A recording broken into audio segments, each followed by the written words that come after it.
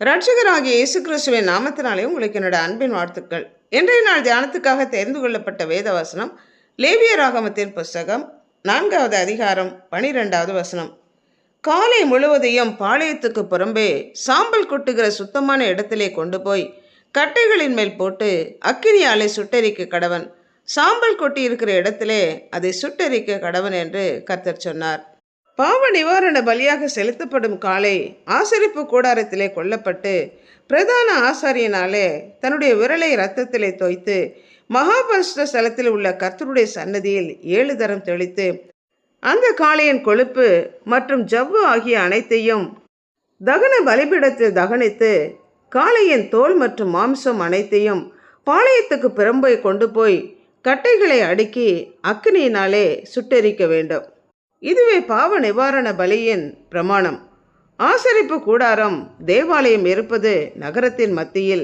ஆனால் பாவ நிவாரண பலியாக செலுத்தப்படும் காளை சுட்டெரிக்கப்படுவது பாளையத்துக்கு புறம்பே, அதாவது ஜனங்களின் குடியிருப்புக்கு புறம்பாக அது சுட்டெரிக்கப்பட வேண்டும். நம்முடைய ஆண்டவராகிய இயேசு கிறிஸ்துவும் நமக்காக தம்மையே பாவ நிவாரண பலியாக உலகத்தின் பாவங்களை சுமந்து தீர்க்க வெளிப்பட்ட தேவ ஆட்டுக்குட்டியாக எருசலேம் நகரத்துக்கு புறம்பே கொல்கதா மலையிலே சிலுவையிலே அறையப்பட்டு தம்முடைய இரத்தத்தை சிந்தி நமக்காக மரித்தார்.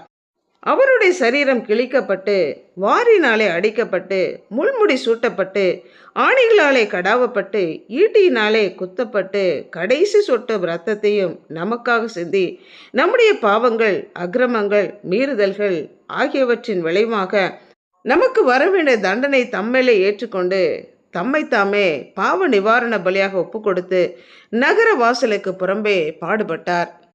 எந்த மிருகங்களுடைய இரத்தம் பாவங்களின் நிமித்தமாக பரிசுத்த ஸ்தலத்திற்குள் பிரதான ஆசாரியினாலே கொண்டு வரப்படுகிறதோ அந்த மிருகங்களின் உடல்கள் பாளையத்துக்கு புறம்பே சுட்டெரிக்கப்படும். அந்தபடியே கிறிஸ்துவும் தம்முடைய சொந்த இரத்தத்தினாலே ஜனங்களை பரிசுத்தம் செய்யும்படிக்காக நகர வாசலுக்கு புறம்பே பாடுபட்டார். ஆகையால் நாமும் அவருடைய நெந்தியை சுமந்து பாளையத்துக்கு புறம்பே அவரிடத்திற்கு புறப்பட்டு போக வேண்டும். தண்டனைக்குரிய குற்றவாளிகள், குற்றம் நிரூபிக்கப்பட்ட குற்றவாளிகள் சிலுவையிலே அறையப்பட்டார்கள். நாம் மரிக்க வேண்டிய, தண்டிக்கப்பட வேண்டிய இடத்தில் கிறிஸ்து மரித்தார் என்பதை நாம் ஏற்றுக்கொண்டால் நாம் மரணத்திற்கு ஏதுவான பாவிகள் என்று ஒத்துக்கொள்வதாக அர்த்தம். கிறிஸ்துவை விசுவாசிப்பவர்கள் சிலுவையில் அறையப்பட்ட மீட்பருடைய சிலுவையில் அறையப்பட்ட ஜனங்கள் என்று சொல்ல நாம் வெட்கப்படக்கூடாது. ஜெபிப்போம்.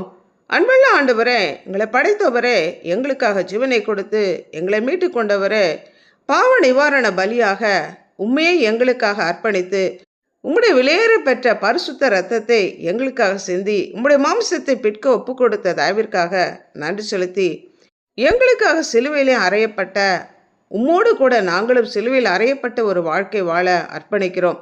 கிறிஸ்துவுடனே கூட சிலுவையில் அறையப்பட்டேன், ஆயினும் பிழைத்திருக்கிறேன். இனி நான் அல்ல, கிறிஸ்துவே எனக்குள் பிழைத்திருக்கிறார் என்ற வசனத்தின்படி வாழ எங்கள் ஒவ்வொருவரையும் அர்ப்பணித்து ஜெபிக்கிறோம். இயேசு கிறிஸ்துவின் நாமத்தினால் ஜெபிக்கிறோம் பிதாவே, ஆமென்.